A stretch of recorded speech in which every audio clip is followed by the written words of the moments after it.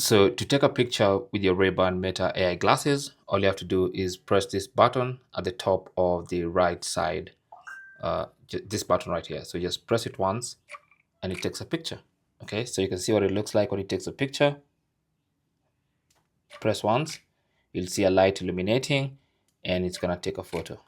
Now, all photos taken will automatically appear in the import section. So when you go just below your Ray-Bans, you can see since we've taken 3 photos, it's gonna show us import. And all you have to do is tap on the import button. Now, your glasses will create a Wi-Fi network, it will ask you to join with your phone, and then it's able to transfer the photos from the glasses to the phone.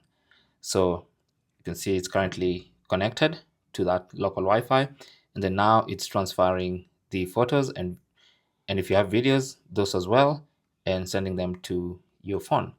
And now, once the media is imported, you can now check them out from directly from your gallery. Simple as that.